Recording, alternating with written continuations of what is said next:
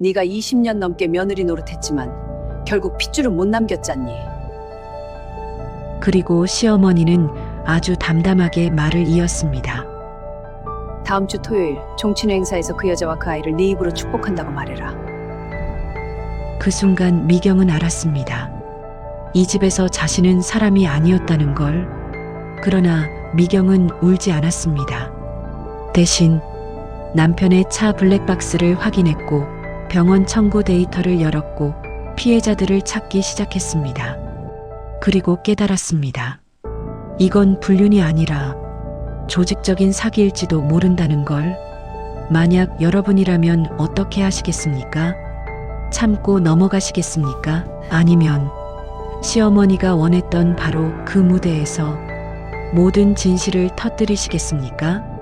시작하기 전 댓글로 인사 한번 남겨주세요. 여러분의 작은 한마디가 이 이야기를 더 힘있게 만들어줍니다. 그럼 사연 시작합니다.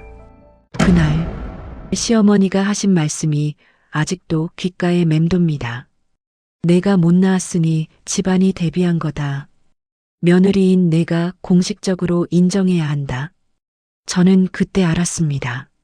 제가 20년 넘게 지켜온 이 집에서 저는 사람이 아니었다는 걸.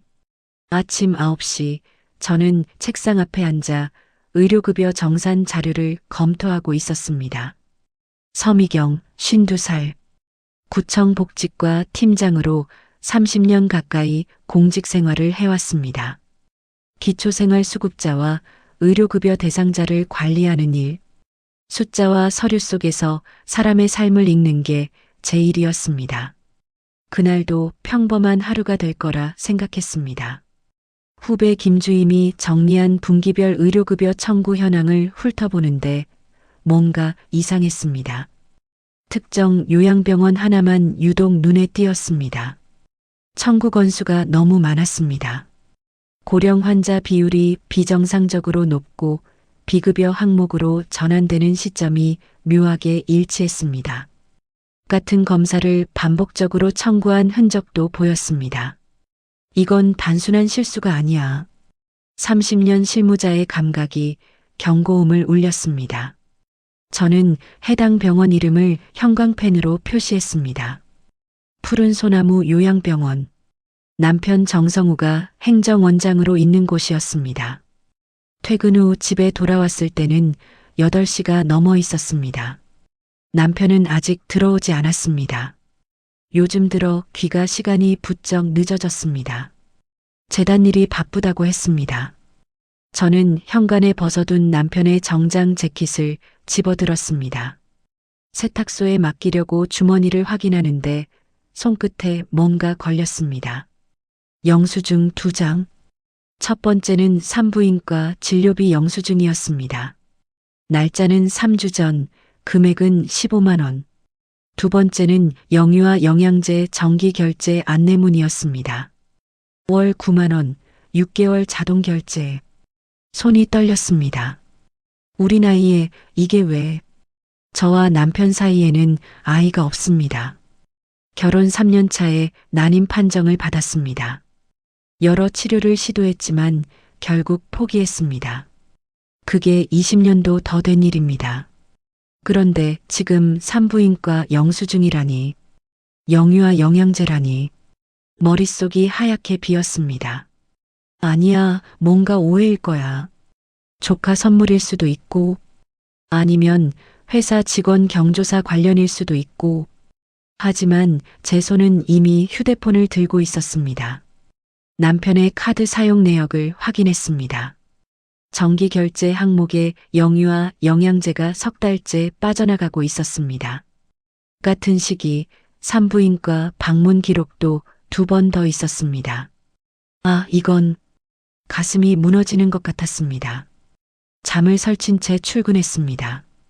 어제 발견한 의료급여 자료가 자꾸 눈에 밟혔습니다. 푸른 소나무 요양병원, 남편이 있는 병원. 저는 다시 한번 자료를 꼼꼼히 들여다봤습니다. 환자 명단, 청구 내역, 진료 패턴. 뭔가 이상했습니다. 실제 거주지와 병원 위치가 너무 먼 환자들이 많았습니다. 같은 날 동일한 검사를 여러 명이 받은 기록도 있었습니다. 이건 조직적인 거야. 누군가 의도적으로 의료급여 청구를 부풀리고 있었습니다. 그리고 그 중심에 남편이 있는 병원이 있었습니다. 후배 김주임이 커피를 건네며 물었습니다. 팀장님, 어디 안 좋으세요? 안색이 안 좋으신데. 괜찮아. 그냥 좀 피곤해서. 사실 괜찮지 않았습니다. 어제 발견한 영수증, 오늘 확인한 병원 자료. 이 두 개가 연결되어 있다는 생각이 들었습니다. 만약 남편이 만약 그 사람이 다른 여자와 그 여자가 병원과 관련이 있다면 상상만으로도 숨이 막혔습니다. 남편이 집에 돌아온 건 10시가 넘어서였습니다. 정성우 55살, 사학재단 산하 요양병원 행정원장. 겉으로는 온화하고 사회적으로 성공한 남편이었습니다. 미안, 오늘 이사회가 길어져서. 남편은 넥타이를 풀며 자연스럽게 말했습니다. 저는 설거지하던 손을 멈추고 물었습니다. 여보, 요즘 병원 일 많이 바빠요. 응, 상반기 평가 준비하느라 정신없어. 그렇구나. 저는 더 묻지 않았습니다. 대신 마음속으로 결심했습니다. 확인해야 한다. 제대로 알아봐야 한다. 남편이 잠든 후 저는 조용히 일어났습니다. 거실에 놓인 남편의 서류 가방을 열었습니다. 병원 관련 서류들, 재단 회의록, 명함들. 그 사이에서 메모지 하나를 발견했습니다.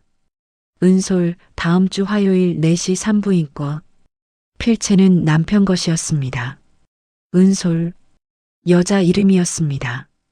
제 심장이 쿵쿵 뛰었습니다. 이게 정말 제 남편 일인가? 25년을 함께 산 사람이. 하지만 동시에 또 다른 생각이 들었습니다. 어쩌면 저는 애써 외면하고 있었던 건지도 모릅니다. 최근 몇 달간 남편의 변화를, 늦어지는 귀가 시간, 줄어든 대화, 미묘하게 차가워진 눈빛. 저는 바쁘다는 이유로, 나이 들어서 그렇다는 이유로 넘겼습니다. 하지만 이제는 알 것 같았습니다. 뭔가 큰 일이 벌어지고 있다는 것을, 그리고 그 중심에 제가 모르는 여자가 있다는 것을. 다음 날부터 저는 2가지 일을 동시에 시작했습니다. 하나는 푸른 소나무 요양병원의 의료급여 청구 내역을 더 깊이 파는 것. 다른 하나는 은솔이라는 이름을 추적하는 것. 공적 데이터와 사적 의심. 이 2개의 이상한 숫자들이 어디로 연결될지 저는 아직 몰랐습니다.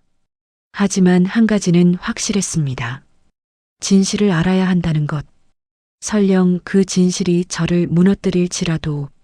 며칠 동안 저는 혼자서 증거를 모았습니다. 남편의 차량 블랙박스 영상을 확인했고 카드 사용 내역을 더 꼼꼼히 들여다봤습니다.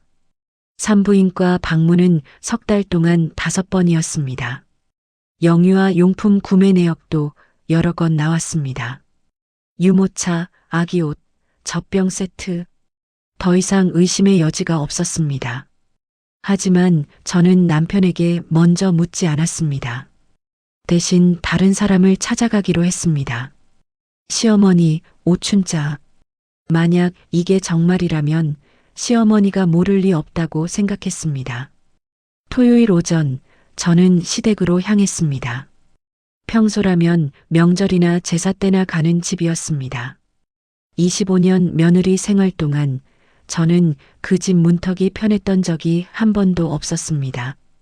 대문을 열고 들어서자 시어머니가 마루에 앉아 계셨습니다.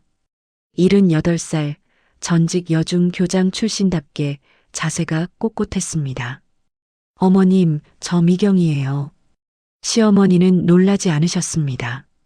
오히려 기다리고 있었다는 듯한 표정이었습니다. 들어와, 차라도 한잔하자. 그 차분한 목소리가 오히려 더 섬뜩했습니다. 저는 거실로 들어가 시어머니 맞은편에 앉았습니다.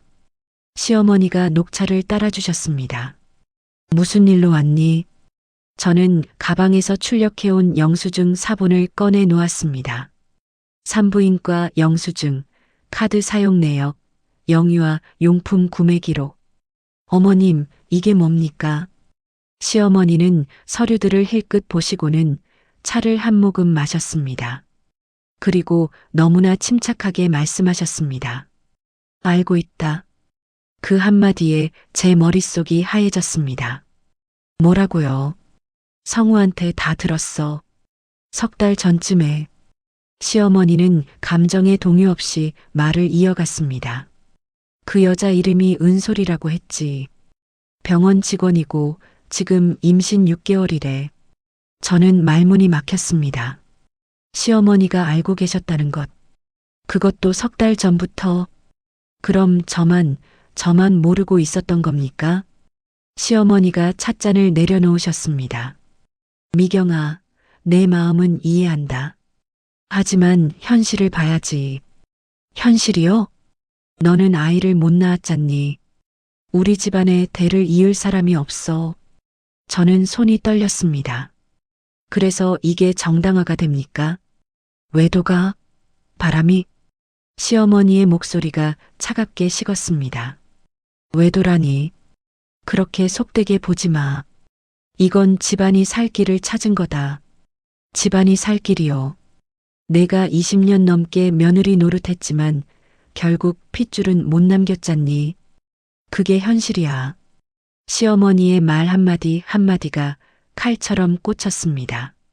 그럼 저는 뭡니까? 25년 동안 저는 뭐였습니까? 시어머니는 대답하지 않으셨습니다.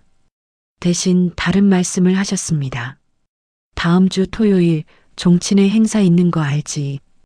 예, 알고 있습니다만. 올해는 재단 후원 행사도 겸해서 크게 한다. 이사진들, 지역 유지들 다 모여. 그게 지금 무슨 상관입니까? 시어머니가 저를 똑바로 쳐다보셨습니다. 그 자리에서 내가 공식적으로 인정해야 해. 인정이요. 은솔이란 여자와 그 아이를 며느리인 내 입으로 축복한다고 말해야 한다. 저는 귀를 의심했습니다. 어머님, 지금 무슨 말씀을 하시는 겁니까? 우리 집안 체면이 있어. 성우가 혼자 바람 핀 것처럼 보이면 안 돼. 가족이 함께 결정한 일이라고 해야 덜 흉해.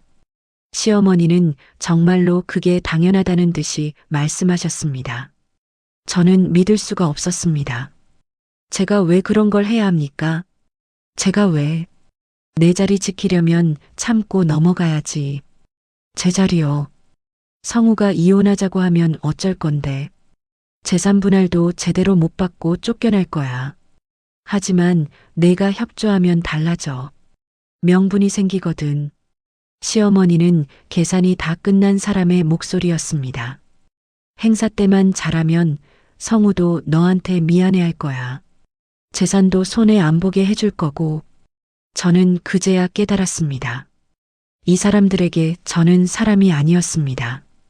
협상 카드였고 체면을 지키는 도구였고 필요에 따라 쓰고 버릴 수 있는 무언가였습니다.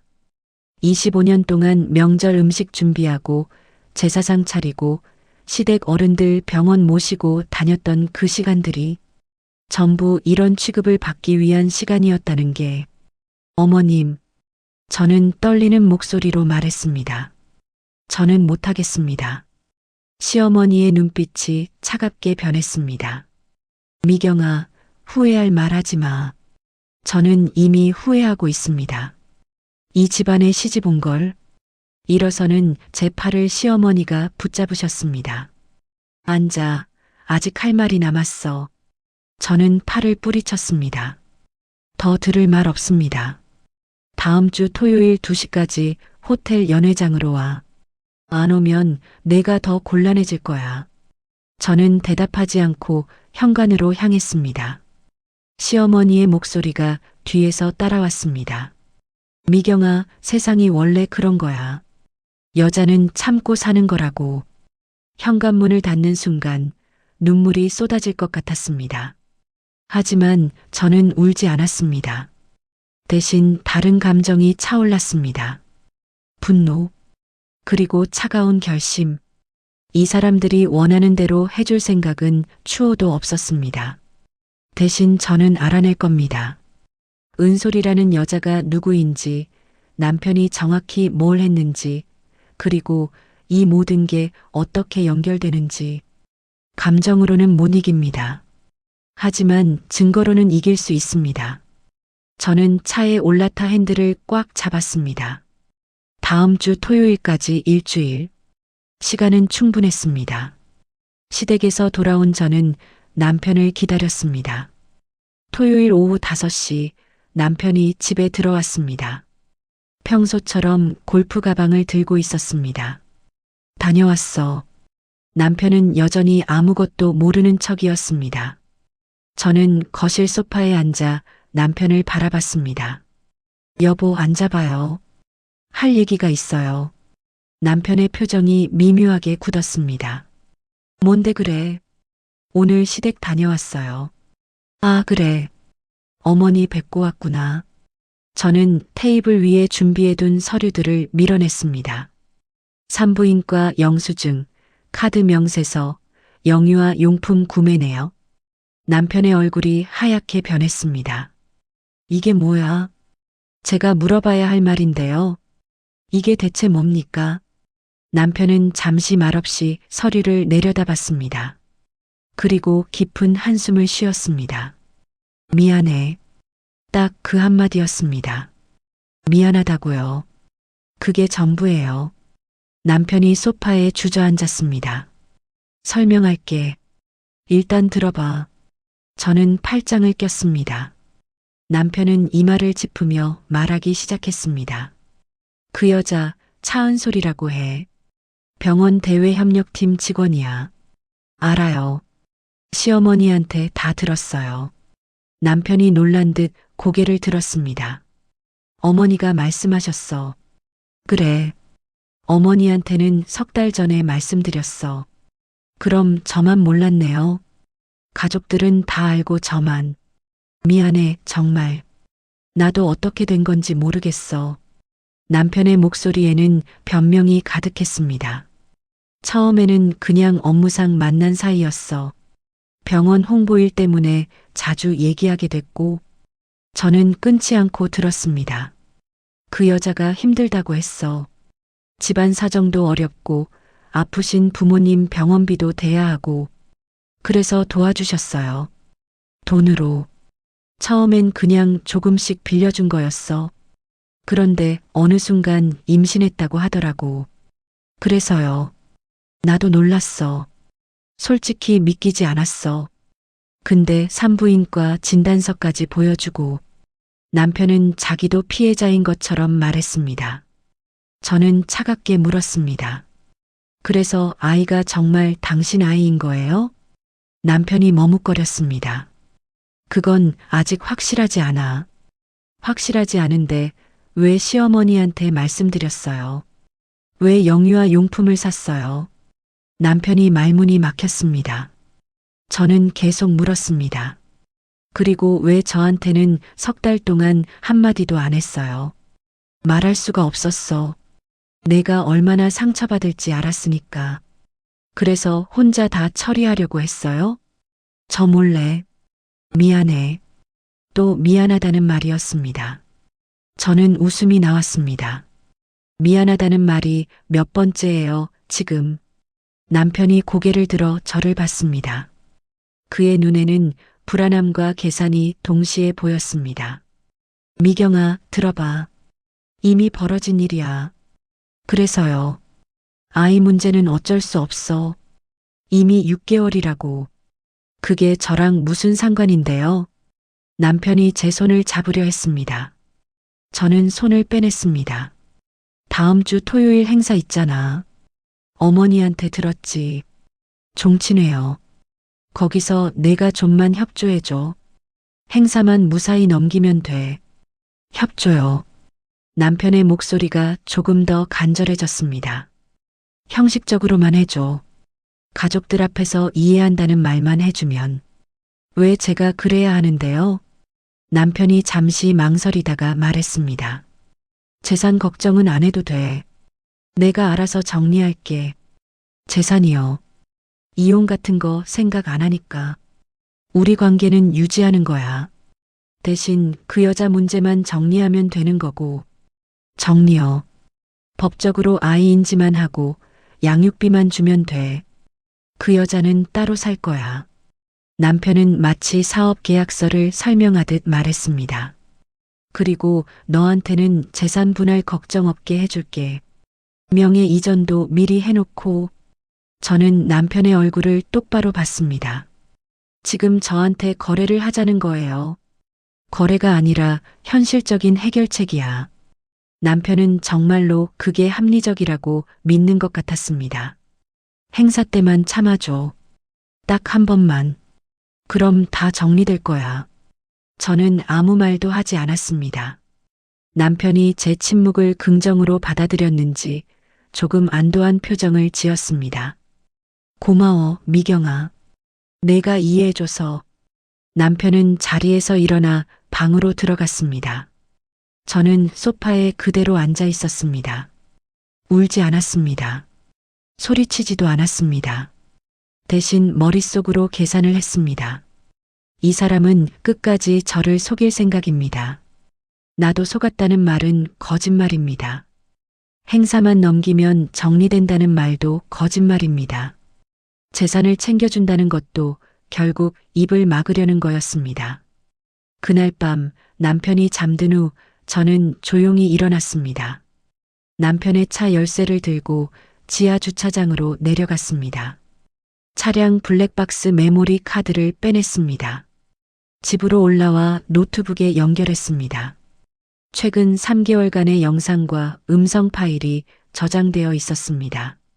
저는 날짜별로 하나씩 확인하기 시작했습니다.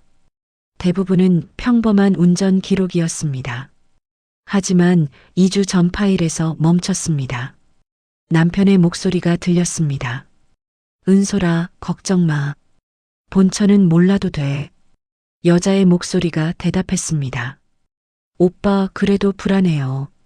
나중에 알면 어떡해요. 행사 끝나고 정리하면 돼. 어차피 이혼할 생각 없으니까. 그럼 저는요. 너는 아이만 잘 낳으면 돼. 양육비는 충분히 줄게. 대화는 계속 이어졌습니다. 저는 그 파일을 따로 저장했습니다. 다른 날짜 파일들도 확인했습니다. 비슷한 대화가 여러 개 더 있었습니다. 어머니도 알고 계셔. 집안 차원에서 정리하기로 했어.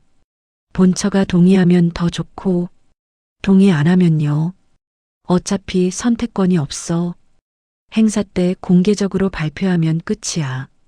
저는 노트북 화면을 보며 손이 떨렸습니다. 분노 때문이 아니었습니다.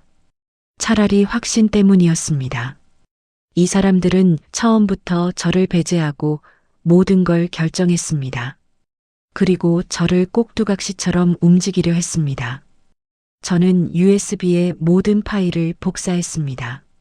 그리고 남편의 통화 기록도 확인했습니다.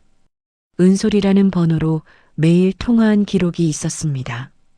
통화 시간은 보통 밤 11시 이후 집에 온 다음이었습니다. 제가 잠든 줄 알고 통화했던 겁니다. 저는 그 번호를 메모했습니다. 그리고 조용히 모든 걸 정리했습니다. 다시 침대로 돌아왔을 때 남편은 여전히 코를 골며 자고 있었습니다. 저는 천장을 보며 생각했습니다. 감정으로는 못 이깁니다. 울고 소리쳐봤자 달라지는 건 없습니다. 하지만 증거는 다릅니다. 기록은 거짓말을 하지 않습니다. 다음 주 토요일까지 6일. 시간은 충분합니다. 저는 이 사람들이 짠 각본대로 움직이지 않을 겁니다. 대신 제 각본을 쓸 겁니다. 그리고 그 무대는 종친의 행사장이 될 겁니다. 일요일 아침, 저는 컴퓨터 앞에 앉았습니다. 차은솔, 병원 대외협력팀 직원. 남편이 말한 정보는 이게 전부였습니다. 하지만 저는 30년 공직 생활로 배운 게 있었습니다. 사람을 찾는 가장 빠른 방법은 사설 탐정이 아니라 피해자를 찾는 것입니다. 저는 인터넷 포털 사이트에 차은솔이라는 이름을 검색했습니다. 블로그, 카페, SNS 계정들이 나왔습니다. 하지만 그중 병원 직원으로 보이는 사람은 없었습니다. 다음으로 푸른 소나무 요양병원 홈페이지를 찾아갔습니다. 직원 소개 페이지를 열었습니다. 대외협력팀 직원 명단에 차은솔이라는 이름은 없었습니다. 이상했습니다. 남편이 거짓말을 한 걸까요? 아니면 정식 직원이 아닌 걸까요? 저는 병원 대표 전화로 연결했습니다. 여보세요.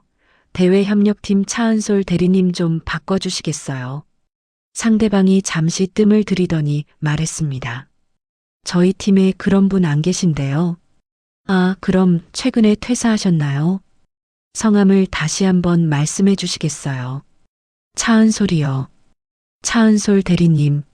확인해 보니 저희 병원에 그런 이름으로 근무하신 분이 없으신 것 같은데요. 전화를 끊었습니다. 남편이 말한 직장부터가 거짓이었습니다. 그럼 이 여자는 대체 누구일까요? 저는 다른 방법을 생각했습니다. 구청 복지과 팀장으로 일하며 쌓아온 인맥이 있었습니다. 그 중에는 소비자 피해 상담을 하는 분들도 있었습니다. 저는 예전에 함께 일했던 김 변호사에게 전화했습니다. 변호사님, 저 구청 복지과 서미경입니다. 아, 팀장님. 오랜만이네요. 혹시 최근에 투자 사기나 보험금 사기 관련 상담건 중에 차은솔이라는 이름 들어보셨어요? 차은솔요. 잠깐만요. 확인해 볼게요. 잠시 후 김 변호사가 다시 말했습니다. 차은솔이라는 이름은 없는데 비슷한 케이스가 하나 있긴 해요. 어떤 건가요? 작년에 투자 사기 피해 상담이 있었어요. 가해자가 여러 이름을 썼는데 그중 하나가 차미솔이었어요. 차미솔이요.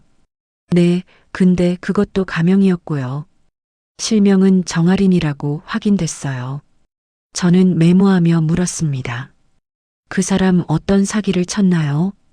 주로 중년 남성 타깃으로 접근해서 투자 명목으로 돈을 받아낸 케이스였어요. 임신했다는 거짓말도 써먹었고요. 심장이 쿵 내려앉았습니다. 그 피해자분 연락처 받을 수 있을까요? 개인정보라 제가 직접 드리긴 어렵고요. 피해자분께 연락해서 팀장님 번호 전달해 드릴게요.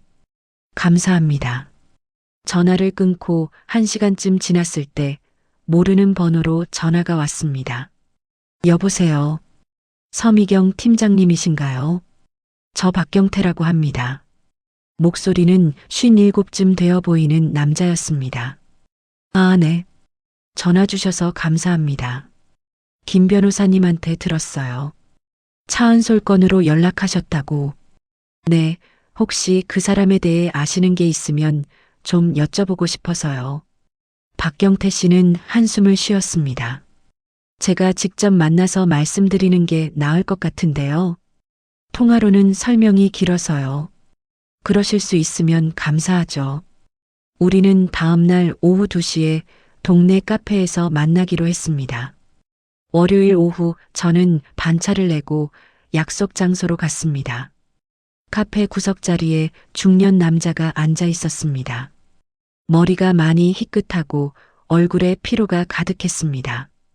박경태 씨 맞으시죠? 네, 앉으세요. 저는 그의 맞은편에 앉았습니다. 박경태 씨가 먼저 입을 열었습니다. 팀장님은 그 여자한테 어떻게 당하셨어요? 저는 당한 게 아니라 제 남편이 연루되어 있어서요. 아, 그렇군요. 박경태 씨는 쓴웃음을 지었습니다. 저도 비슷했어요. 처음엔 사기인 줄 몰랐죠. 어떻게 만나셨어요? 작년 5월쯤이었어요. 제가 철물점 하는데 가게로 찾아왔어요. 갑자기요. 처음엔 물건 사러 온 손님인 줄 알았죠. 근데 자꾸 말을 걸더라고요. 자기가 힘들다고, 부모님이 아프시다고. 그래서요. 며칠 후에 다시 왔어요. 울면서요.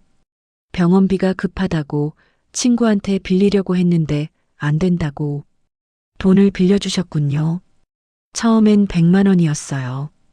일주일 후에 갚겠다고 했어요. 갚았나요? 아니요. 그 다음 주에 또 왔어요. 이번엔 아버지 수술비가 필요하다고 200만 원 더 빌려갔어요. 박경태 씨는 커피를 한 모금 마셨습니다. 그렇게 석 달 동안 계속됐어요. 매번 급하다고 꼭 갚겠다고 했죠. 총 얼마나 빌려주셨어요? 4,500만 원이요. 저는 숨이 막혔습니다. 그 돈이면 작은 가게 하나 살 돈이었습니다. 그것도 다가 아니었어요. 더 있어요. 7월쯤에 그 여자가 임신했다고 했어요. 임신이요. 제 아이라고 했어요. 저는 황당했죠. 우리 사이에 그런 적 없었거든요. 근데 산부인과 진단서를 보여주더라고요.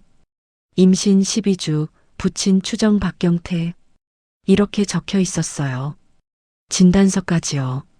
저도 혼란스러웠어요. 혹시나 싶어서 병원에 확인했죠. 결과가 어땠어요? 가짜였어요. 진단서 자체가 위조였어요. 박경태 씨의 손이 떨렸습니다. 그때부터 이상하다 싶어서 경찰에 신고했어요. 그때 알았죠. 그 여자 이름이 차은솔이 아니라는 걸. 본명이 뭐예요? 정아린이요. 근데 그것도 확실한지 모르겠어요. 여러 이름을 쓰거든요. 어떤 이름들이요? 차은솔, 차미솔, 정은솔, 정아린. 알려진 것만 4개예요. 저는 메모를 했습니다. 직업도 매번 달랐어요.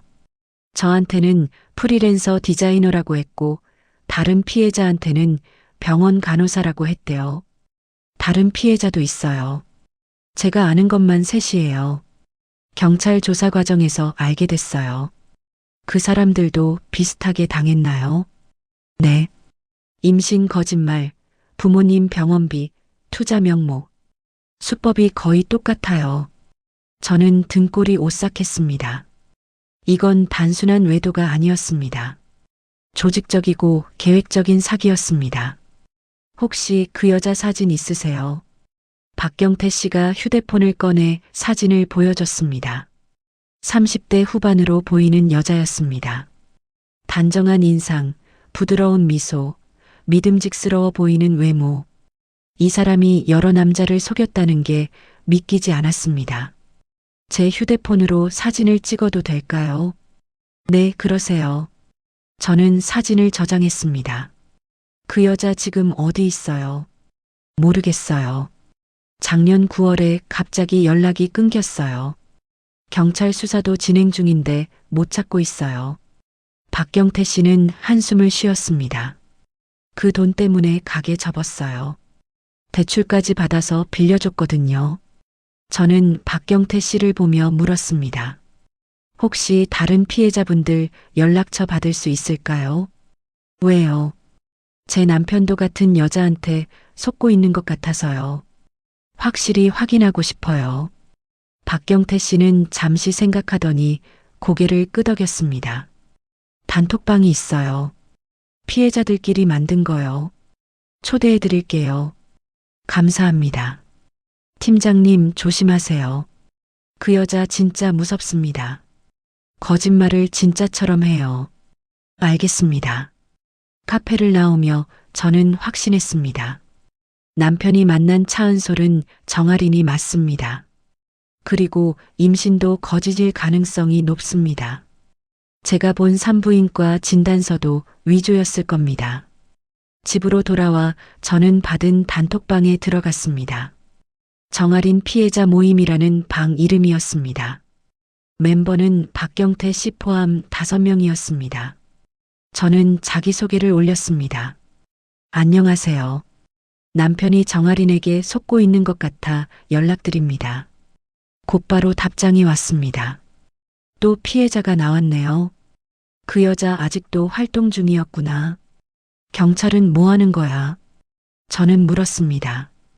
혹시 그 사람이 임신 거짓말 많이 썼나요? 대답이 쏟아졌습니다. 저한테도 임신했다고 했어요. 저도요. 진단서까지 보여줬어요. 전부 가짜였어요. 저는 모든 대화 내용을 캡처했습니다. 그리고 박경태 씨가 보내준 사진을 남편 차 블랙박스 영상과 대조했습니다. 조수석에 탔던 여자, 박경태 씨가 보낸 사진 속 여자와 같은 사람이었습니다. 외도 상대가 아니었습니다. 상습 사기범이었습니다. 남편은 속았다고 했지만 정말로 속은 건지 아니면 공모한 건지 아직 모릅니다. 하지만 한 가지는 확실합니다. 이제 저는 무기를 얻었습니다. 증거와 증인들, 그리고 이 여자의 진짜 정체. 다음 주 토요일 종친회 행사. 저는 거기서 모든 걸 끝낼 겁니다. 화요일 아침, 저는 법무법인 정도를 찾아갔습니다. 김 변호사가 추천해준 곳이었습니다. 형사와 노무를 함께 다루는 실전형 로펌이라고 했습니다. 대표 변호사 이진아, 44살, 전직 검찰 수사관 출신. 상담실 문을 열고 들어가자 단발머리에 정장을 입은 여성이 일어났습니다.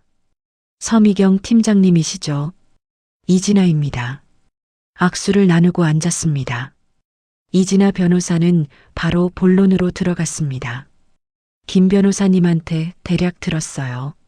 남편분 외도 건이라고. 외도라기보다는 사기 같습니다. 저는 준비해온 서류를 테이블 위에 펼쳤습니다. 산부인과 영수증, 카드 명세서, 블랙박스 음성 파일, 피해자 증언, 정아린 사진. 이진아 변호사는 서류를 하나씩 훑어봤습니다. 표정이 진지해졌습니다. 심증 말고 증거 있습니까? 이진아 변호사의 첫 질문이었습니다. 저는 준비한 USB를 건넸습니다. 블랙박스 음성 녹취 파일입니다. 남편과 그 여자의 대화가 녹음되어 있어요. 이진아 변호사가 USB를 노트북에 연결했습니다. 음성 파일을 재생했습니다. 본처는 몰라도 돼. 행사 끝나고 정리하면 돼. 남편의 목소리가 사무실에 울렸습니다. 이진아 변호사는 끝까지 듣고 나서 고개를 끄덕였습니다. 이건 쓸 수 있어요. 계속 보여주세요. 저는 박경태 씨에게 받은 자료를 보여줬습니다. 이 여자 본명은 정아린이고 여러 이름을 써요. 차은솔, 차미솔, 정은솔. 이진아 변호사가 메모했습니다. 피해자가 또 있나요? 제가 아는 것만 5명입니다. 이분들 증언도 받을 수 있어요. 좋아요. 피해 규모는요? 각자 1,000만 원에서 5천만 원 사이입니다. 이진아 변호사의 눈빛이 날카로워졌습니다. 이건 단순 사기가 아니에요. 상습이고 조직적이에요. 저도 그렇게 생각합니다. 남편분은 얼마나 줬어요? 확인된 것만 3천만 원입니다. 이진아 변호사가 카드 명세서를 다시 봤습니다. 산부인과 진료, 영유아 용품, 임신이 사실이에요. 아닐 겁니다. 다른 피해자들한테도 같은 수법을 썼어요.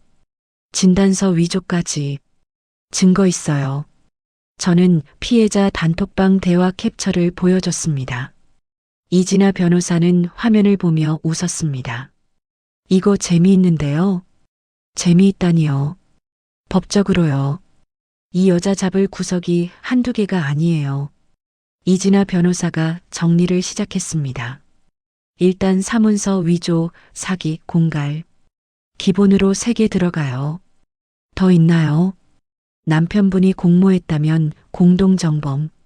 아니면 방조제. 남편도요. 돈 준 게 단순히 속아서인지 아니면 같이 짜고 한 건지 확인해야 해요. 어떻게 확인하죠? 송금 패턴 봐야 해요.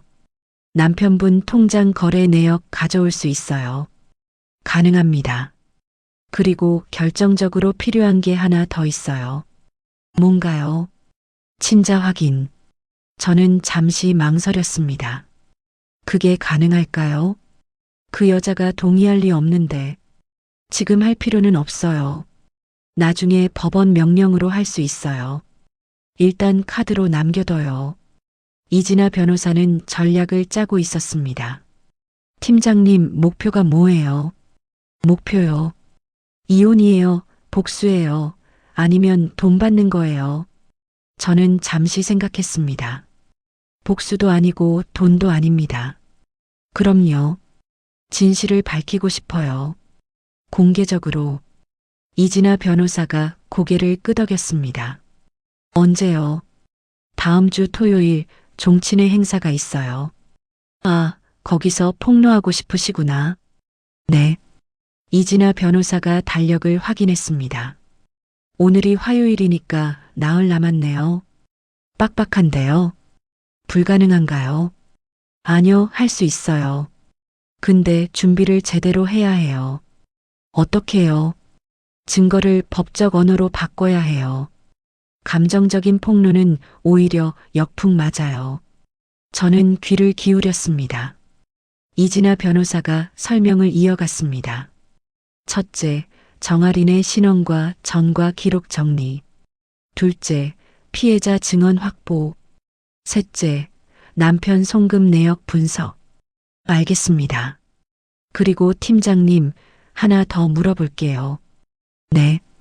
복직과 팀장이시잖아요. 남편분 병원 의료급여 청구 내역 볼 수 있어요. 저는 깜짝 놀랐습니다. 어떻게 하셨어요? 김 변호사님이 말씀하셨어요. 팀장님이 병원 청구 자료에서 이상한 점을 발견했다고. 아, 네. 맞아요. 그거 제대로 파보세요. 왜요? 개인 복수를 공적 정의로 바꿀 수 있어요. 저는 이진아 변호사의 말뜻을 이해했습니다. 단순히 남편의 외도를 폭로하는 게 아니라 병원 비리까지 드러내는 거였습니다. 그날 오후 저는 구청으로 돌아갔습니다.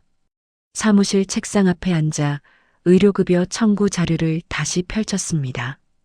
이번에는 감정이 아니라 분석으로 봤습니다. 푸른 소나무 요양병원.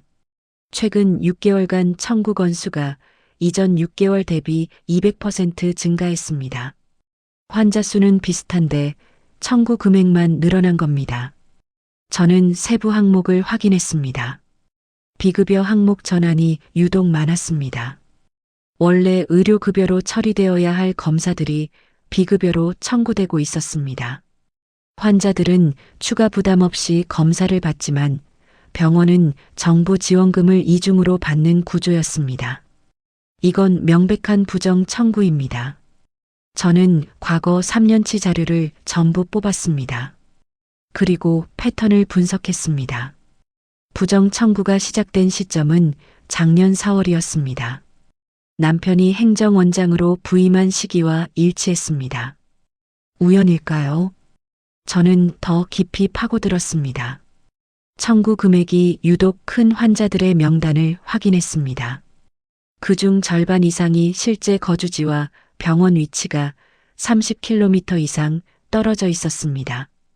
노인들이 그렇게 먼 병원을 다닐 이유가 없습니다. 저는 무작위로 환자 5명을 선정해 직접 전화를 걸었습니다. 첫 번째 환자, 김순자 할머니. 여보세요. 할머니, 저 구청 복직과 서미경 팀장입니다. 의료급여 확인차 전화드렸어요. 아이고, 무슨 일이요? 혹시 푸른 소나무 요양병원 다니세요? 거기가 어딘디? 나는 동네 의원만 다니는데. 두 번째 환자도 마찬가지였습니다. 세 번째, 네 번째, 다섯 번째 환자 모두 그 병원을 모른다고 했습니다. 유령 환자였습니다. 실제로 진료받지 않은 사람들 이름으로 청구를 올린 겁니다. 저는 등골이 오싹했습니다. 이건 단순한 부정 청구가 아니었습니다. 조직적인 의료 사기였습니다. 그리고 남편이 그 중심에 있었습니다. 저는 모든 자료를 정리했습니다. 환자 명단, 청구 내역, 실제 거주지, 전화 확인 기록, 그리고 이진아 변호사에게 이메일로 보냈습니다. 1시간 후 이진아 변호사에게서 전화가 왔습니다. 팀장님, 이거 대박인데요. 쓸만한가요? 쓸만한 정도가 아니라 폭탄이에요. 이거 금액 합산하면 억 단위예요. 그렇게 많아요. 네. 남편분 횡령 혐의까지 추가할 수 있어요. 저는 숨을 깊이 들이마셨습니다. 처음에는 단순히 남편의 외도를 밝히려 했습니다. 하지만 이제는 차원이 달라졌습니다. 사기범 정아린, 공모 가능성이 있는 남편, 그리고 조직적 병원 비리. 이진아 변호사가 말했습니다. 팀장님, 토요일 행사 때 뭘 공개할지 정리해야 해요. 저는 대답했습니다. 전부 다요. 전부요. 정아린의 사기 전력, 남편의 송금 내역, 병원 부정 청구, 전부 공개할 겁니다. 이진아 변호사가 웃었습니다. 좋아요. 그럼 자료 정리 시작할게요. 법적 효력 있는 형태로 만들어 드릴게요. 감사합니다. 그리고 팀장님, 한 가지 더. 네. 행사 당일 경찰과 조사기관도 대기시켜야 해요. 증거인멸 방지 차원에서요. 그것도 가능한가요? 제가 연락해 둘게요. 전화를 끊고 저는 창밖을 봤습니다. 처음 산부인과 영수증을 발견했을 때만 해도 막막했습니다. 하지만 이제는 달랐습니다. 좌절 대신 증거를 모았습니다. 복수 대신 정의를 선택했습니다. 그리고 이제 무대만 남았습니다. 토요일 종친회 행사장. 그곳에서 모든 퍼즐이 맞춰질 겁니다. 수요일 아침 저는 시어머니께 전화를 걸었습니다. 어머님, 저 미경이에요. 시어머니의 목소리는 조심스러웠습니다. 무슨 일이니? 토요일 행사 말인데요. 제가 가겠습니다. 잠시 침묵이 흘렀습니다. 정말이니? 네. 어머님 말씀대로 할게요. 시어머니의 목소리가 부드러워졌습니다. 잘 생각했다. 현명한 선택이야. 저는 담담하게 말했습니다. 대신 한 가지만 부탁드릴게요. 뭔데? 행사 순서에 제 인사말 시간을 넣어주세요. 정식으로 말씀드리고 싶어서요. 그래, 그렇게 하마. 감사합니다. 전화를 끊자마자 남편에게서 연락이 왔습니다. 어머니한테 들었어. 고마워, 미경아. 저는 짧게 대답했습니다. 할 말은 토요일에 하죠. 남편의 목소리에는 안도감이 묻어났습니다. 그래, 토요일에 보자. 사랑해. 저는 대답하지 않고 전화를 끊었습니다. 그날 오후 저는 이진아 변호사 사무실로 갔습니다. 책상 위에는 정리된 서류들이 쌓여 있었습니다. 이진아 변호사가 설명했습니다. 일단 정아린 신원 정리 끝났어요. 본명 정아린, 주민등록상 주소지는 서울인데 실거주는 확인 안 돼요. 도망 다니는 거네요. 네. 과거 사기 전력도 정리했어요.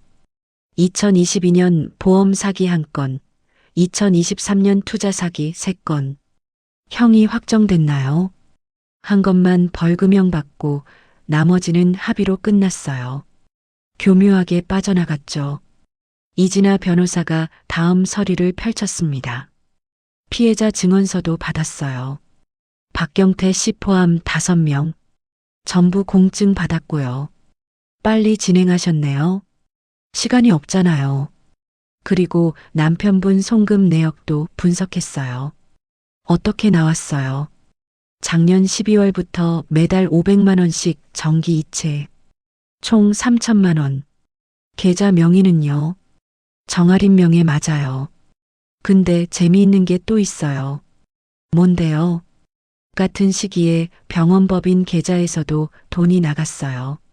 명목은 컨설팅 비용. 컨설팅이요. 가짜죠. 실제로 용역 계약서 같은 건 없어요. 그냥 빼돌린 거예요. 얼마나요? 6천만 원. 저는 한숨이 나왔습니다.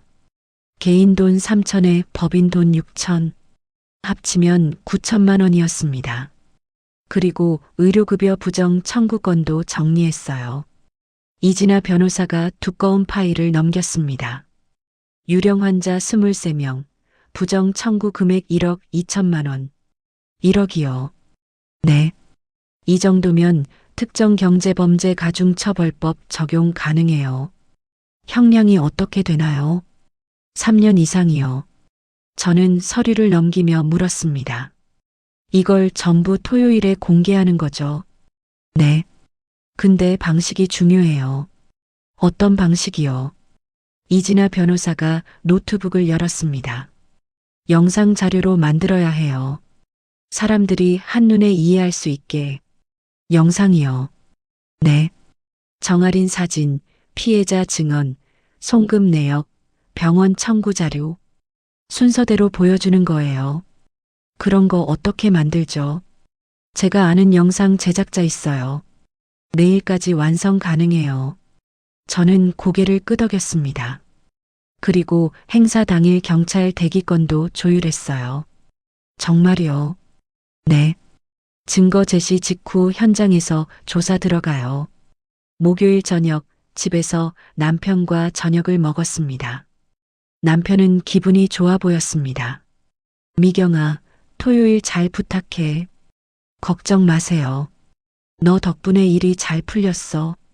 어머니도 기뻐하시고. 남편은 와인 잔을 들었습니다. 우리 앞으로 잘 살자. 저는 물잔을 들어 가볍게 부딪혔습니다. 남편이 와인을 몇 잔 마시고 기분이 풀렸는지 말을 꺼냈습니다. 사실 나도 처음엔 불안했어. 은솔이란 애가 너무 집착하더라고. 그래요. 임신했다고 하길래 어쩔 수 없이 책임지는 척했지. 근데 행사 끝나면 정리할 거야. 어떻게 해요?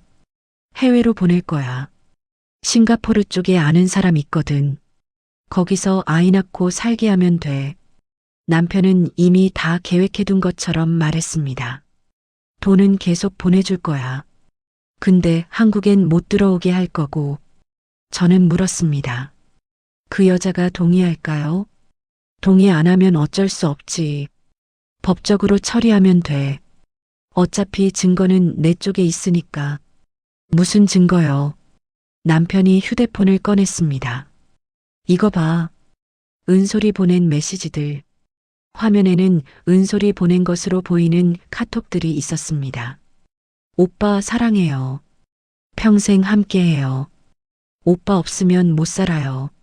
남편이 웃으며 말했습니다. 이런 거 다 저장해뒀어. 나중에 필요하면 쓸 수 있게. 참 치밀하시네요. 그래야지. 남자가 바보같이 당하면 안 되잖아.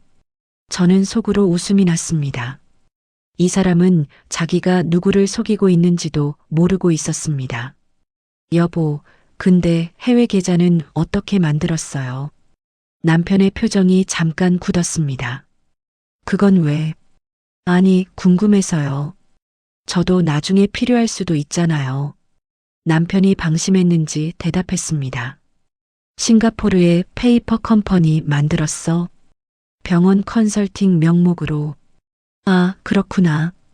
거기로 돈 빼놓으면 국내에서 추적 안 돼. 남편은 자랑스럽게 말했습니다. 저는 고개를 끄덕이며 속으로 메모했습니다. 해외 계좌, 페이퍼 컴퍼니, 자금 세탁. 증거가 하나 더 추가되었습니다. 금요일 오전 이진아 변호사에게서 연락이 왔습니다. 영상 완성됐어요. 확인해 보세요. 이메일로 받은 파일을 열었습니다. 10분짜리 영상이었습니다. 차분한 나레이션과 함께 증거들이 순서대로 나왔습니다. 정아린의 얼굴 사진, 과거 사기 전력, 피해자들의 증언, 남편의 송금 내역, 병원 부정 청구 그래프, 유령 환자 명단, 마지막에는 해외 계좌 정황까지 포함되어 있었습니다. 완벽했습니다. 금요일 오후 저는 행사장인 호텔로 갔습니다. 시어머니가 이미 와 계셨습니다. 미경아, 왔구나. 네, 어머님. 내일 순서 확인하자. 내 인사말은 식순 중간에 넣었어. 알겠습니다. 시어머니는 만족스러운 표정이었습니다. 잘 부탁한다. 우리 집안 체면 지켜줘야 해. 최선을 다하겠습니다. 시어머니가 가신 후 저는 행사장 관계자를 찾았습니다. 죄송한데요. 영상 상영 부탁드릴 게 있어서요. 감사 영상 말씀이시죠? 준비되어 있습니다. 제가 따로 준비한 게 있는데 그걸로 바꿔주실 수 있을까요? 관계자가 난색을 표했습니다. 그건 사전에 협의가 되어야. 저는 봉투를 건넸습니다. 부탁드립니다. 관계자가 봉투를 받고 고개를 끄덕였습니다. 알겠습니다. 저는 USB를 건넸습니다. 이 파일로 상영해 주세요. 정확히 2시 30분에요. 확인하겠습니다. 금요일 밤 저는 혼자 거실에 앉아 있었습니다. 남편은 행사 준비로 늦는다며 아직 안 들어왔습니다. 내일이면 모든 게 끝납니다. 25년 결혼 생활, 시댁에서의 굴욕, 남편의 배신, 전부 끝이 납니다. 무섭지 않았냐고 물으면 거짓말일 겁니다. 떨렸습니다. 하지만 멈출 수는 없었습니다. 이미 너무 많이 왔고 너무 많이 참았습니다. 내일 2시 종친회 및 재단 후원 행사 300명이 넘는 사람들 앞에서 진실이 밝혀질 겁니다. 토요일 아침이 밝았습니다. 저는 옷장에서 가장 단정한 정장을 꺼내 입었습니다. 검은색 재킷에 흰색 블라우스, 화장도 평소보다 신경 써서 했습니다. 거울 속 제 얼굴은 차분했습니다. 남편이 거실로 나왔습니다. 오늘 예쁘네. 긴장되지? 아니요, 괜찮아요. 남편이 제 어깨를 토닥였습니다. 고생 많았어. 오늘만 잘 넘기자. 저는 웃으며 대답했습니다. 네, 오늘 다 끝날 거예요. 남편은 제 말의 진짜 뜻을 몰랐습니다. 오후 1시 우리는 호텔 연회장에 도착했습니다. 이미 많은 사람들이 모여 있었습니다. 종친의 어른들, 재단 이사진, 지역 유지들. 시어머니가 저를 보고 고개를 끄덕였습니다. 저는 자리에 앉아 조용히 시계를 봤습니다. 2시 30분. 그때 모든 게 시작될 겁니다. 행사 사회는 재단 홍보이사가 맡았습니다. 마이크를 잡은 사회자의 목소리가 연회장에 울렸습니다. 존경하는 종친의 어르신 여러분, 재단 이사님 여러분, 그리고 내빈 여러분. 오늘 이렇게 뜻깊은 자리에 함께 해주셔서 감사합니다. 박수 소리가 터져 나왔습니다. 오늘은 우리 종친의 창립 50주년이자 푸른 소나무 재단의 지역사회 공헌을 기리는 자리입니다. 저는 앞줄에 앉아 무대를 바라봤습니다. 시어머니는 세 자리 옆에 앉아 계셨고 남편은 제 옆자리에 있었습니다. 남편이 제 손을 잡았습니다. 긴장 풀어. 곧 내 차례야. 저는 고개를 끄덕였습니다. 식순이 진행되었습니다. 회장 인사말, 내빈 소개, 감사패 수여. 시간이 흘러 2시 20분이 되었습니다. 사회자가 다음 순서를 안내했습니다. 다음은 가족대표 인사 시간입니다. 푸른 소나무 요양병원 정성우 원장님의 부인이신 서미경 님께서 말씀해 주시겠습니다.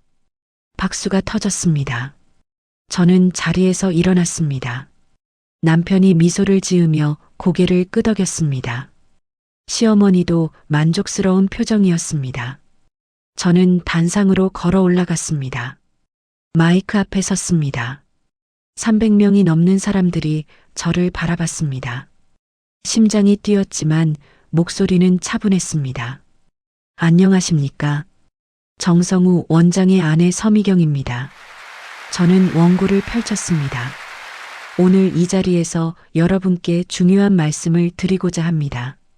사람들이 집중했습니다. 그 전에 먼저 영상 하나를 보여드리겠습니다. 우리 가족의 진실에 대한 이야기입니다. 제가 손짓을 하자 조명이 어두워졌습니다. 스크린에 영상이 떴습니다. 첫 화면, 정아린, 일명 차은솔. 여자의 얼굴 사진이 크게 나왔습니다. 연회장이 술렁이기 시작했습니다. 나레이션이 흘렀습니다. 이 여성은 최근 3년간 5명의 남성을 상대로 사기를 저질렀습니다. 다음 화면. 과거 사기 전력 기록. 2022년 보험 사기 1건. 2023년 투자 사기 3건. 피해 금액 합계 1억 3천만 원. 연회장의 웅성거림이 커졌습니다. 다음 화면. 피해자 박경태의 증언이 나왔습니다. 처음엔 그냥 도와주는 거라고 생각했습니다.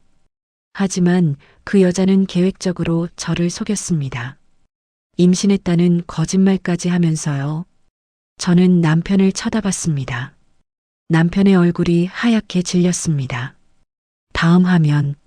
송금 내역이 떴습니다. 송금인 정성우, 수취인 정아린, 금액 500만 원씩 6개월, 총 3천만 원. 연회장이 완전히 술렁였습니다. 시어머니가 자리에서 일어나려 했습니다. 하지만 영상은 멈추지 않았습니다. 나레이션이 계속되었습니다. 하지만 이것이 전부가 아닙니다. 다음 화면. 푸른 소나무 요양병원 부정 청구 자료. 유령 환자 23명. 부정 청구 금액 1억 2천만 원. 그래프가 나왔습니다. 정상 청구와 부정 청구를 비교한 도표. 빨간색 그래프가 급격히 치솟았습니다. 시작 시점 2024년 4월. 정성우 원장 부임 시기와 일치. 연회장이 아수라장이 되었습니다. 저 뭐야? 병원에서 저런 짓을 했다고. 재단 이사진 얼굴이 굳었습니다. 영상의 마지막 화면. 해외 계좌 정황. 싱가포르 페이퍼 컴퍼니. 자금 세탁 의혹. 영상이 끝났습니다. 조명이 다시 켜졌습니다. 저는 마이크를 잡았습니다. 여러분께서 방금 보신 것이 우리 가족의 진실입니다. 남편이 자리에서 벌떡 일어났습니다. 미경아, 지금 뭐 하는 거야? 저는 남편을 똑바로 봤습니다. 진실을 말하는 겁니다. 시어머니가 소리쳤습니다. 당장 내려와. 이 망신스러운 것이. 저는 흔들리지 않았습니다. 어머님, 망신스러운 건 제가 아닙니다. 사기를 치고 병원 돈을 빼돌린 사람들이죠. 재단 이사 한 명이 일어났습니다. 정 원장, 이게 사실입니까? 남편이 허둥지둥 대답했습니다. 아닙니다. 오해입니다. 제 아내가 지금 정신이. 그때 연회장 뒤쪽 문이 열렸습니다. 정장을 입은 사람들이 들어왔습니다. 경찰과 금융감독원 조사관들이었습니다. 한 명이 앞으로 나왔습니다. 정성우 씨, 의료법 위반 및 횡령 혐의로 조사받으셔야겠습니다. 남편의 얼굴이 새하얗게 변했습니다. 잠깐만요. 이건 오해예요. 금융감독원 조사관이 말했습니다. 해외 계좌 관련해서도 확인할 게 있습니다. 동행하시죠. 연회장이 완전히 혼란에 빠졌습니다. 사람들이 웅성거렸습니다. 저건 진짜인가? 재단이 저런 짓을 했다고. 그때 뒤편에서 여자 비명소리가 들렸습니다. 다들 그쪽을 봤습니다. 임신부처럼 배가 나온 여자가 서 있었습니다. 정아린, 아니 차은 소리였습니다. 그 여자가 소리쳤습니다. 오빠, 이게 무슨 일이에요? 남편이 그녀를 봤습니다. 은솔아, 너 왜 여기 와? 약속했잖아요. 오늘 공식적으로 인정해준다고. 연회장이 더 술렁였습니다. 경찰 한 명이 은솔에게 다가갔습니다. 정아린 씨 맞습니까? 은솔의 얼굴이 굳었습니다. 전 차은솔인데요. 주민등록상 본명이 정아린 맞죠? 사기 혐의로 수배 중이십니다. 은솔이 뒤로 물러났습니다. 아니에요. 저 임신했어요. 애 아빠가 저기 있다고요. 경찰이 은솔의 팔을 잡았습니다. 일단 동행하시죠. 은솔이 남편을 봤습니다. 오빠, 나 좀 도와줘요. 우리 아기 어떡해요? 남편은 고개를 돌렸습니다. 저는 단상에서 조용히 말했습니다. 친자 확인을 해보시죠. 그럼 진실이 밝혀질 겁니다. 은솔의 얼굴이 일그러졌습니다. 당신이 다 망쳤어. 경찰이 은솔을 데리고 나갔습니다. 남편도 조사관들과 함께 연회장을 떠났습니다. 시어머니가 제게 다가왔습니다. 손이 떨리고 계셨습니다. 너 이게 무슨 짓이니? 저는 차분하게 대답했습니다. 제가 25년 동안 해야 했던 일입니다. 우리 집안 망신시킬 셈이니 집안 망신은 어머님과 남편이 시킨 겁니다. 저는 그냥 진실을 말했을 뿐이에요. 시어머니가 주저앉을 듯 비틀거렸습니다. 종친의 어른 한 분이 시어머니를 부축했습니다. 재단 이사장이 단상으로 올라왔습니다. 서미경 씨, 이 자료들 전부 사실입니까? 저는 USB를 건넸습니다.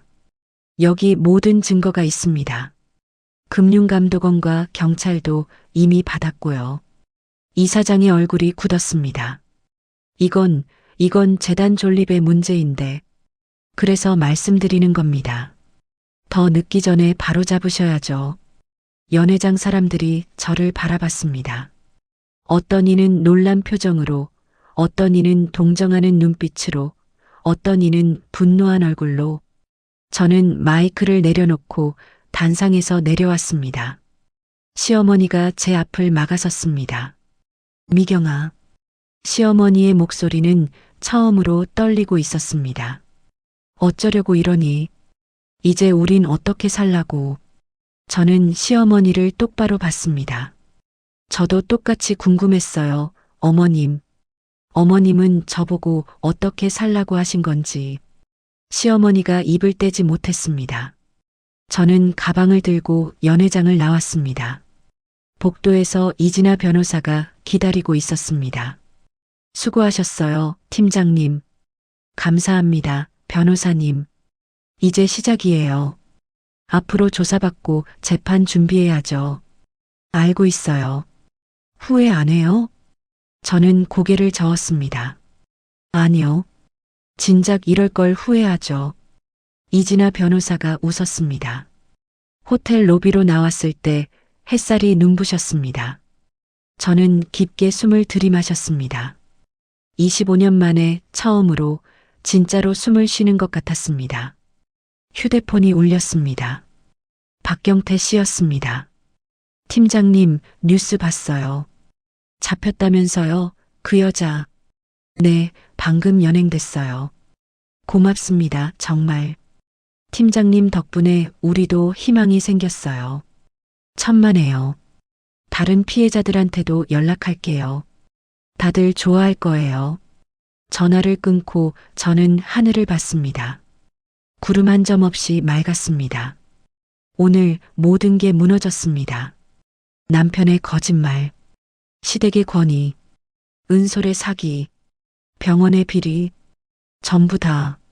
하지만 동시에 뭔가 시작되는 기분이었습니다. 진짜 제 인생이. 행사장을 나온 지 1년이 지났습니다. 2025년 5월 봄이 다시 왔습니다. 저는 더 이상 구청 복직과 팀장이 아닙니다. 작년 9월 명예퇴직을 했습니다.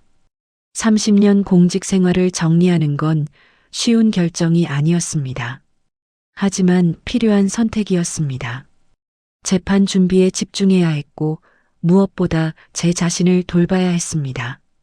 지금 저는 한국소비자원 산하피해자지원센터에서 일합니다. 주 3일 자원봉사 형태로요. 사기 피해를 당한 분들, 특히 중장년 여성들을 상담합니다. 오늘도 상담실에 한 분이 찾아오셨습니다. 60대 초반으로 보이는 여성이었습니다. 손에 서류 뭉치를 들고 계셨습니다. 저 투자 사기를 당한 것 같아서요. 앉으세요. 천천히 말씀해 주세요. 그분은 떨리는 목소리로 이야기를 시작했습니다. 딸 친구라는 사람이 좋은 투자처가 있다고 해서.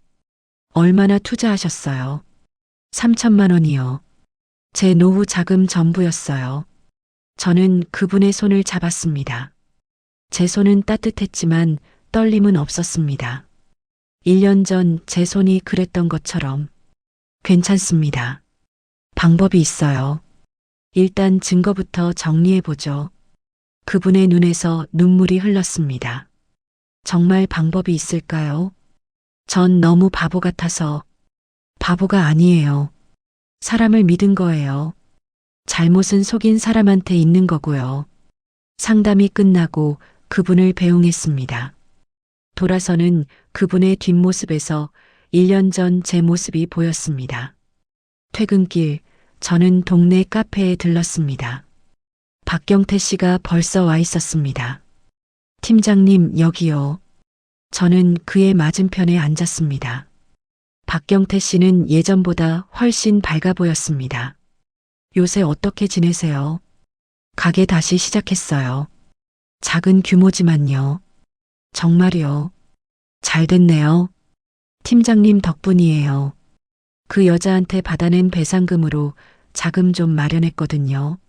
정아린의 재판은 작년 12월에 끝났습니다. 사기, 사문서 위조, 공갈 혐의 전부 유죄, 징역 4년의 배상 명령까지 떨어졌습니다. 박경태 씨를 포함한 피해자 5명 모두 일부라도 배상을 받았습니다. 다른 피해자분들도 잘 지내시죠?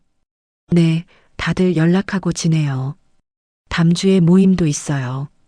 팀장님도 오세요. 갈게요. 박경태 씨가 커피를 한 모금 마시고 물었습니다. 남편분은 어떻게 됐어요? 저는 잠시 망설이다 대답했습니다. 징역 3년 선고받고 지금 복역 중이에요. 그렇군요. 의료법 위반, 횡령, 배임. 집행유예 없이 실형이었습니다. 재단도 난리였죠. 네, 이사진 절반이 물러났어요. 병원도 새 원장 체제로 바뀌었고요. 그나마 다행이네요. 저는 고개를 끄덕였습니다. 남편과는 작년 12월에 이혼했습니다. 재산 분할은 제가 유리하게 받았습니다. 남편의 범죄 사실 때문이었습니다. 하지만 돈보다 중요한 건 자유였습니다. 더 이상 정성우의 아내가 아니라는 것. 더 이상 시댁의 며느리가 아니라는 것. 집으로 돌아오는 길, 저는 요양원에 들렀습니다. 일주일에 한 번씩 들르는 곳입니다. 3층 218호. 문을 열고 들어갔습니다. 시어머니가 침대에 앉아 창밖을 보고 계셨습니다. 어머님, 저 왔어요. 시어머니가 천천히 고개를 돌렸습니다. 79살, 1년 사이에 많이 늙으셨습니다. 작년 행사 이후 시어머니는 몸져 누우셨습니다. 가벼운 뇌졸중이 왔고 이후 거동이 불편해지셨습니다. 3개월 전부터 이 요양원에 계십니다. 오늘은 뭘 가져왔니? 저는 가방에서 과일 바구니를 꺼냈습니다. 어머님 좋아하시는 귤이요. 시어머니가 작게 웃으셨습니다. 예전 같으면 상상도 못할 일이었습니다. 저는 귤을 까드리며 물었습니다. 요새 몸은 좀 어떠세요? 그저 그래. 늙으니 이것도 저것도 다 불편하구나. 간호사분들 친절하시죠? 응, 잘해주더라. 시어머니가 귤 한쪽을 드시고 말씀하셨습니다. 미경아. 네. 너 날 왜 찾아오니? 저는 잠시 생각했습니다. 그냥요. 어머님도 혼자시잖아요. 성우도 안 오는데 내가 올 이유 없잖니. 그래도 25년 동안 어머니였잖아요. 시어머니가 저를 봤습니다. 눈가에 눈물이 맺혔습니다. 미안하다. 시어머니가 처음으로 하는 사과였습니다. 내가 얼마나 힘들었을지 그땐 몰랐어. 아니, 알면서도 못 본 척했지. 저는 아무 말 하지 않았습니다. 집안, 체면, 그런 것만 중요하다고 생각했어. 근데 다 헛것이더라. 시어머니의 손이 떨렸습니다. 너한테 너무 잘못했다. 저는 시어머니의 손을 잡았습니다. 이제 다 지난 일이에요. 용서해 줄 수 있겠니? 저는 솔직하게 대답했습니다. 아직은 잘 모르겠어요. 근데 미워하진 않아요. 그것만으로도 고맙구나. 시어머니와 1시간쯤 이야기를 나누고 요양원을 나왔습니다. 저는 시어머니를 용서했을까요? 완전히는 아닙니다. 25년의 상처가 1년 만에 아물 순 없습니다. 하지만 조금씩 이해하게 되었습니다. 시어머니도 그 시대의 피해자였다는 것을, 가부장제 아래서 여자로 살아남으려 애썼던 사람이라는 것을. 그렇다고 시어머니의 잘못이 정당화되는 건 아닙니다.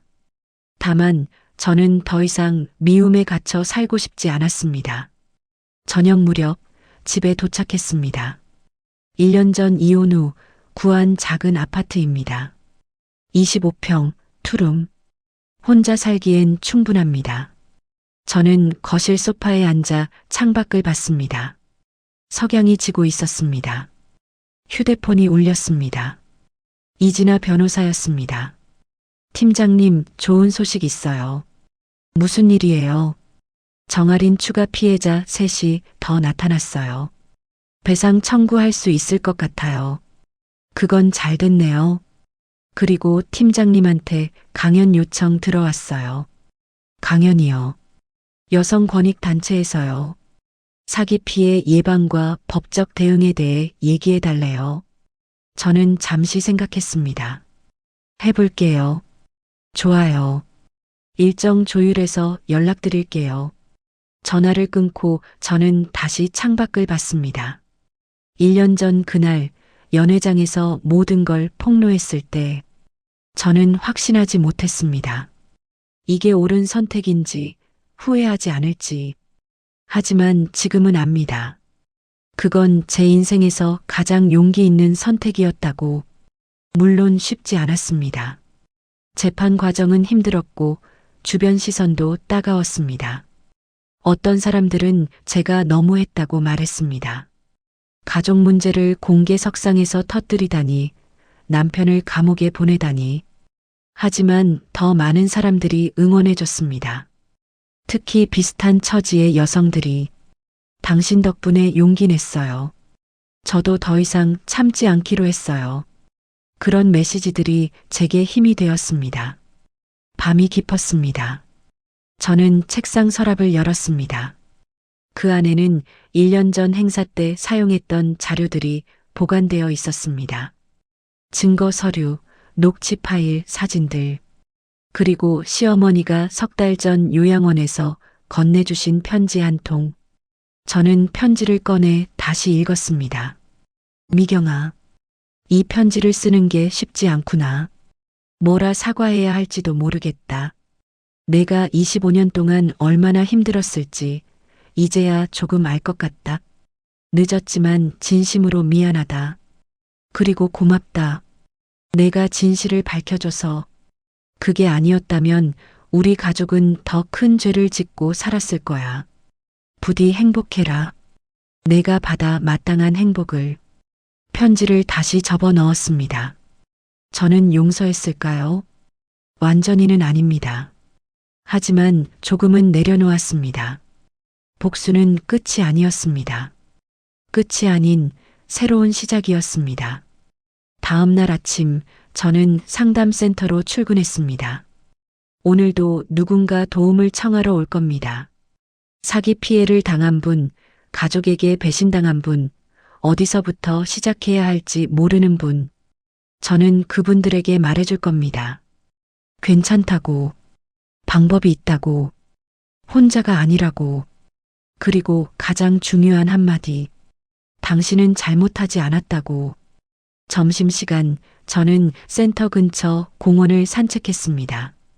벤치에 앉아 샌드위치를 먹으며 하늘을 봤습니다.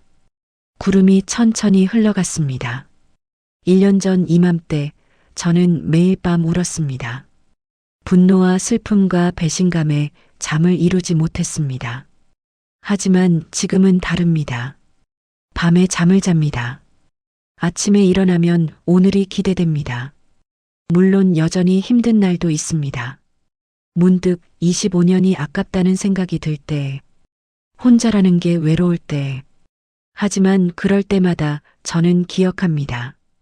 저는 이제 자유롭다는 것을, 거짓말 속에서 살지 않아도 된다는 것을, 누군가의 체면을 위해 제 인생을 희생하지 않아도 된다는 것을. 오후에 새로운 상담자가 왔습니다. 50대 초반 여성, 남편의 숨겨진 빚 때문에 고민하고 계셨습니다. 저는 그분의 이야기를 들으며 고개를 끄덕였습니다. 상담이 끝날 무렵 그분이 물었습니다. 선생님, 전 어떻게 해야 할까요? 저는 1년 전 이진아 변호사가 제게 했던 질문을 그대로 했습니다. 먼저 물어볼게요. 목표가 뭐예요? 그분은 잠시 생각하더니 대답했습니다. 진실을 알고 싶어요. 그리고 제 삶을 되찾고 싶어요. 저는 미소 지었습니다. 그럼 시작할 수 있어요. 증거부터 모아보죠. 퇴근 후 저는 서점에 들렀습니다. 요새 독서 모임에 나가고 있습니다. 한 달에 2번 비슷한 나이대 여성들과 책을 읽고 이야기를 나눕니다. 오늘 읽을 책은 여성의 회복에 관한 에세이였습니다. 집으로 돌아와 책을 펼쳤습니다. 한 문장이 눈에 들어왔습니다. 회복은 상처가 사라지는 게 아니라 상처와 함께 살아가는 법을 배우는 것이다. 저는 그 문장에 밑줄을 그었습니다. 그리고 창밖을 봤습니다. 어느새 밤이었습니다. 별이 보였습니다. 저는 혼잣말로 중얼거렸습니다. 괜찮아, 미경아. 잘하고 있어. 그리고 앞으로도 잘 될 거야. 1년 전 그날 저는 모든 걸 무너뜨렸습니다. 하지만 동시에 새로운 걸 세웠습니다. 진실 위에, 용기 위에, 제 존엄 위에. 이제 저는 압니다. 복수는 끝이 아니라 시작이었다는 것을. 그리고 이 시작은 혼자가 아니라는 것을. 저처럼 상처받은 사람들, 저처럼 다시 일어선 사람들과 함께라는 것을. 세월은 되돌릴 수 없습니다. 25년은 돌아오지 않습니다. 하지만 앞으로의 25년은 제 것입니다. 그리고 그 시간은 거짓이 아니라 진실로 채울 겁니다. 오랫동안 눌러 담아두었던 진실이 마침내 빛을 보게 될 때 삶은 조용히 방향을 바꾸기 시작합니다. 미경의 이야기도 그랬습니다. 참아온 시간 위에 침묵이 쌓였고 그 침묵을 지나 비로소 자신의 이름으로 서게 되었습니다. 용기는 언제나 거창한 선택에서 시작되지 않습니다. 사실을 외면하지 않겠다는 단 하나의 결심에서 비롯되곤 합니다. 오늘의 이야기는 누군가를 무너뜨리기 위한 이야기가 아니라 스스로를 지키기 위해 끝내 진실을 선택한 한 사람의 기록이었습니다. 여러분의 마음에는 이 이야기가 어떤 여운으로 남았나요? 비슷한 경험 혹은 떠오른 생각이 있다면 댓글로 조용히 나눠주세요. 여러분의 한마디가 누군가에게는 다시 일어설 용기가 될지도 모릅니다. 이런 이야기가 계속 이어질 수 있도록 구독과 좋아요로 마음을 전해주시면 큰 힘이 됩니다. 오늘 하루도 당신의 선택과 존엄이 존중받는 하루이길 바라며 조용히 응원하고 있겠습니다.